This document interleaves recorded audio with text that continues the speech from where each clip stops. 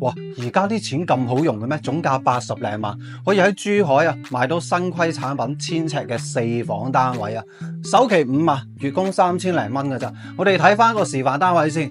嗱，入門處左手邊啦就係我哋鞋櫃位置啦。咁餐廳位嘅話咧，呢個空間容納8到10個人係完全冇問題嘅。過到嚟呢邊就係我哋嘅廚房，做咗 LDK 有一個設計啦，包括我哋廚房3件套嘅話咧，呢啲都係交樓標準嚟嘅。咁呢度嘅話咧，原本就係一間房嘅，咁開發商係剝咗佢，咁將個空間呈現得更加好啲嘅啫。後期你都可以咁改造嘅，成7米嘅一個大露台，直望我哋嘅河景㗎。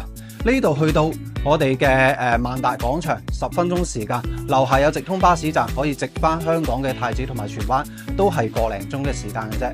咁呢邊係我哋間長輩房嚟嘅，直望翻到我哋嘅河景，咁同我哋主人房、客房係分開嘅。咁老人家嘅話咧，亦都可以住得更加舒適同埋安靜嘅。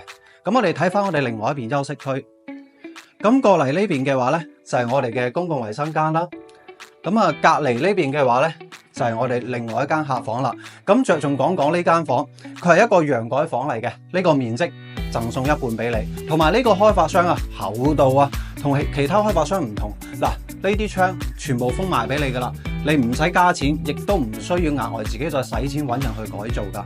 咁過到嚟呢邊啦，就係我哋主人嘅套房啦。嗱，呢個主人房冇得彈啊，270度嘅景觀大露台，你喺呢度一瞓醒就直望到我哋嘅河景。喂，呢啲 view 總價80零萬啊，可以砌低噶啦，首期5萬，月供3000零蚊。嗱，有興趣嘅 call 我攞料。